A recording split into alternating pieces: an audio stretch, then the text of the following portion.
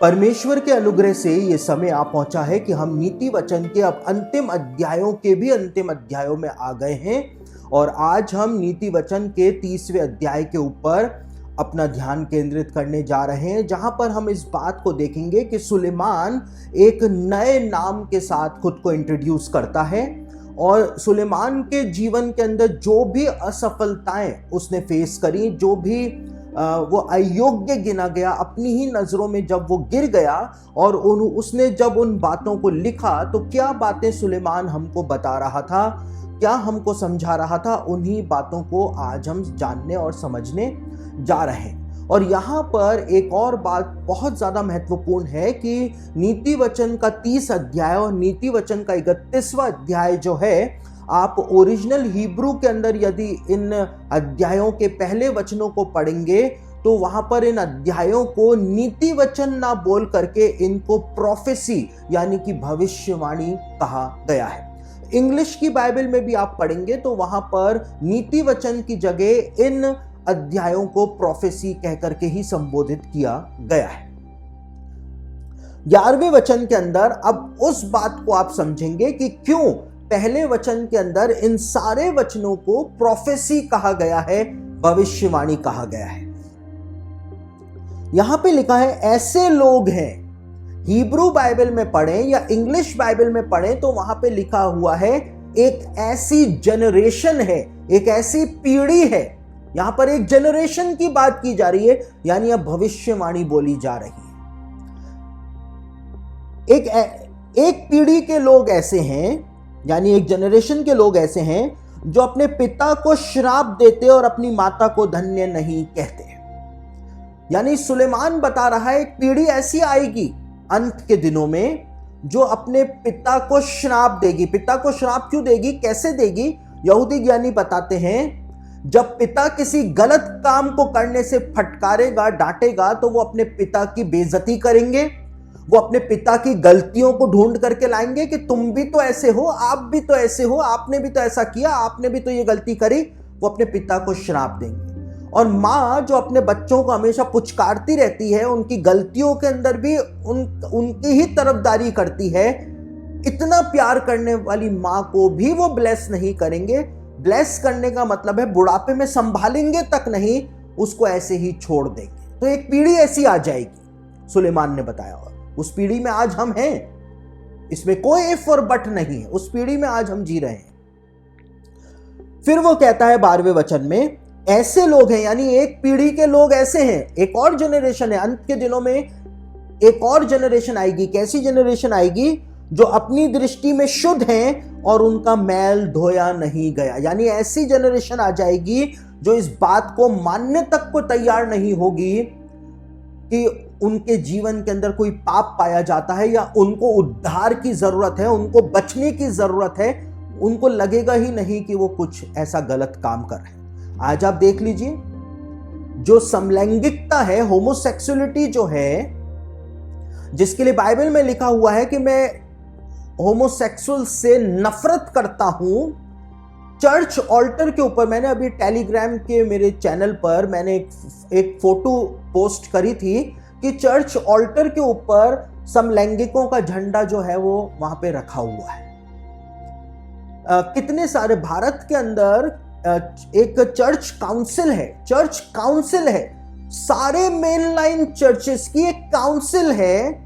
उस काउंसिल के Facebook page को यदि आप जाकर के देखें, जून के महीने के पोस्ट आप जाकर के देखें तो भारतीय मेनलाइन चर्चेस जो हैं भारत के, उनके काउंसिल का जो फेसबुक पेज है उस पे लिखा हुआ है कि परमेश्वर समलैंगिकों को पसंद करता है और ये परमेश्वर प्रेम है, इसलिए प्रेम, हर प्रकार का प्रेम जो है वो जायज है। यानी एक पीढ़ी के लोग ऐसे हैं जिनका मैल धोया ही नहीं गया, लेकिन उसके बावजूद वो अपनी दृष्टि में शुद्ध और पवित्र है। और जब मैंने वो भारत के जो मेनलाइन चर्चेस के काउंसिल का फेसबुक पेज जब मैंने देखा जून के महीने में,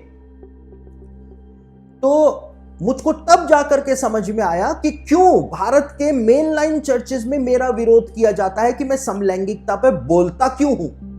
मैं इसके खिलाफ बोलता क्यों हूं, क्यों इतना विरोध होता है, तब जाकर के समझ में आया क्योंकि ये तो खुद ही उस खेमे के अंदर मौजूद हैं, तभी तो ये मेरा विरोध कर रहे हैं। समझ रहे बात को? तो इसलिए यहां पर एक जनरेशन ऐसी आ जाएगी जिनको लगेगा ही नहीं कि वो कुछ गलत कर रहे हैं, बाइबल के खिलाफ कुछ कर रहे हैं। इसीलिए ये प्रोफेसी है। तीसरी बात, एक पीढ़ी के लोग ऐसे हैं जिनकी दृष्टि क्या ही घमंड से भरी रहती है, उनकी आंखें कैसी चढ़ी हुई रहती हैं। हमने इस बात को पढ़ा था कि परमेश्वर 7 चीजों से सबसे ज्यादा घृणा करता है और उनमें से पहली चीज लिखी हुई थी घमंड से चढ़ी हुई आंखें। परमेश्वर घमंडियों को नीचा कर देता है, यह बात बाइबल के अंदर लिखी हुई है। एक पीढ़ी के लोग इतने घमंडी, आज आप देख लीजिए, मैं आपको प्रैक्टिकल एग्जाम्पल दे रहा हूं ताकि आपको समझ में आ जाए। एक पीढ़ी के लोग ऐसे हैं जिनकी आंखें घमंड से चढ़ी हुई है। यह प्रोफेसी है क्योंकि लिखा हुआ है पहले वचन में कि ये सब बातें प्रोफेसी हैं। अब कैसे घमंड से चढ़ी हुई हैं? आप ट्रैफिक के अंदर जा रहे हैं, आप हॉर्न बजा दीजिए किसी को हटाने के लिए, सामने से आप हॉर्न बजा दीजिए और जब वो सामने वाला पलट करके आपको देखेगा तो उसकी आंखों को आप देखना, चाहे कुछ भी नहीं होगा, उठाई गिरा होगा, लेकिन उसका रिएक्शन जो होगा आपके प्रति वो ऐसा होगा जैसे आपने हॉर्न बजा करके उस कोई बहुत बड़ा गुनाह कर दिया हो, क्योंकि वो तो इतना सीधा प्राइम मिनिस्टर फटफटी पे आगे घूम रहा है, आपको ऐसा महसूस कराएगा। इतनी घमंड भरी आंखें हो गई हैं इंसान की। एक जनरेशन ऐसी आ जाएगी, सुलेमान ने बताया अंत के दिनों में, जिसकी आंखें घमंड से भरी हुई होंगी। ये तो सिर्फ इतना सा उदाहरण मैंने आपको दिया है। आप जानते हैं, आप किसी को कुछ बोलकर तो दिखा दें, चाहे आपके घर में काम करने वाला, छोटे से छोटा काम करने वाला क्यों ना हो, आपको पलट करके जैसा जवाब देगा, आपको समझ में आ जाएगा कि एक जनरेशन के लोग ऐसे आ जाएंगे, सुलेमान ने कहा था, जिनकी आंखें घमंड से चढ़ी हुई होंगी। अगर आज आप उनको नौकरी से निकाल दें तो भूखे मर जाएं, लेकिन उसके बावजूद इतना घमंड उनके जीवन के अंदर पाया जाता है कि आंखें घमंड से चढ़ी रहती। फिर आगे वो कहता है 14वें वचन में, एक पीढ़ी के लोग ऐसे हैं जिनकी दांत तलवार और उनकी दाढ़ें छुरियां हैं, जिससे वे दीन लोगों को पृथ्वी पर से और दरिद्रों को मनुष्यों में से मिटा डाले। यहूदी ज्ञानी पुरुषों का कहना है कि कई यहाँ पे 2 प्रकार के लोगों के बारे में बताया हुआ है। एक वो जो लोगों की फिजिकल हत्याएं करते हैं, लेकिन दूसरे प्रकार के लोगों के बारे में बताया हुआ है जो अपने मुंह से दूसरों की इतनी बुराइयां करते हैं, उनको श्राप देते हैं और उनको इतना श्राप देते हैं कि वो श्राप उनके पीछे पड़ के उनका नाश कर दें या उनका इतना नुकसान करा दें कि वो दरिद्र हो जाए और मनुष्यों में से मिट जाए। यहां पर वो बात बताई हुई है। कई सारे लोग बुराई करने के अंदर एक्सपर्ट होते हैं। फिर यहां पे आगे लिखा हुआ है, जैसे जौक की 2 बेटियां होती हैं जो कहती हैं दे दे, वैसे ही 3 वस्तुएं हैं जो तृप्त नहीं होती, वरन 4 हैं जो कभी नहीं कहती बस। देखिए, जौक की 2 बेटियां होती हैं। बाइबल स्कॉलर्स का कहना है कि जौक के जो 2 दांत होते हैं जिनसे वो चूसती है, उनको यहां पर 2 बेटियां जो है वो कहा गया है।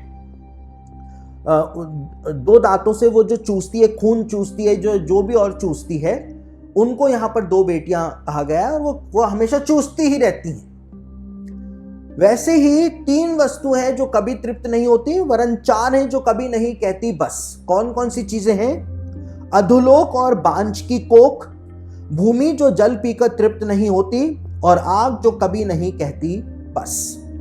अब यहूदी ज्ञानी पुरुष मैथ्सूदोस इस विषय में कुछ हमारा मार्गदर्शन करते हैं। मैथ्सूदोस कहते हैं कि यहां पर 4 पनिशमेंट्स के बारे में बताया हुआ है। 4 पीढ़ियों के बारे में उसने बताया था। एक पीढ़ी के लोग ऐसे हैं, एक पीढ़ी के लोग ऐसे हैं, एक पीढ़ी के लोग ऐसे हैं, एक पीढ़ी के लोग ऐसे हैं। तो ये अंत के दिनों में जो जनरेशन आ जाएगी, उनमें 4 प्रकार के साइंस दिखाई देंगे, तो परमेश्वर उनको 4 प्रकार की पनिशमेंट्स भी फिर अंत के दिनों में देगा। वो बात यहां पर बताई हुई है। क्या बताया हुआ है? अधोलोक और बांझ की कोख। तो मैथ्सूदोस कहते हैं अधोलोक का मतलब यहां पर यह है कि जो यंग चिल्ड्रन होते हैं, जवान बच्चे जो होते हैं, उनकी मौत होगी। क्यों? क्योंकि वो अपने माता पिता को तुच्छ जानते हैं, अपने बाप को श्राप देते हैं, माँ के ऊपर दया नहीं करते हैं, तो उनके ऊपर क्या दंड आएगा? उनके जवान बच्चों की मृत्यु हो जाया करेगी। अंत के दिनों में ये साइन होगा। आगे लिखा है बांझ की कोख, यानी कि चाइल्डलेसनेस। मैथ्सूदोस कहते हैं कि दूसरे प्रकार के लोग जो हैं, जिनके बारे में यहां पर बताया है कि वो अपनी दृष्टि में शुद्ध हैं, तो भी उनका मैल धोया ना गया है, उनको चाइल्डलेसनेस हो जाएगी, यानी कि उनकी संतान उत्पन्न नहीं होगी। दूसरी ओर राशि अपनी कमेंट्री में इस विषय में कहते हैं कि यहां पर इस वचन के अंदर सुलेमान के कहने का अर्थ यह नहीं था कि उनके संतानें उत्पन्न नहीं होंगी, लेकिन कहने का मतलब यह था कि ऐसे लोग होंगे जिनका वैवाहिक जो रिलेशन होते हैं उससे मन ही नहीं भरेगा, क्योंकि ऐसे लोग हैं जो अपनी दृष्टि में शुद्ध हैं, उनका मैल धोया नहीं गया, तो उनको दंड क्या मिलेगा? वो एक से शादी करेंगे, छोड़ेंगे, दूसरे से शादी करेंगे, छोड़ेंगे, तीसरे से शादी करेंगे, छोड़ेंगे। तो ये बात जो है वो सुलेमान ने यहां पर बताई है। राशि इस बात को कहते हैं उनका मैरिटल रिलेशन से मन ही नहीं भरेगा। उसके बाद आगे लिखा हुआ है कि भूमि जो जल पी करके बिल्कुल तृप्त नहीं होती, यानी अकाल के द्वारा परमेश्वर दंड देगा। और किन लोगों को अकाल के द्वारा दंड देगा? जिनकी आंखें घमंड से चढ़ी हुई हैं। अकाल का मतलब होता है महंगाई, सबसे बड़ी चीज महंगाई। अकाल का मतलब होता है महंगाई, हर चीज महंगी हो जाती है।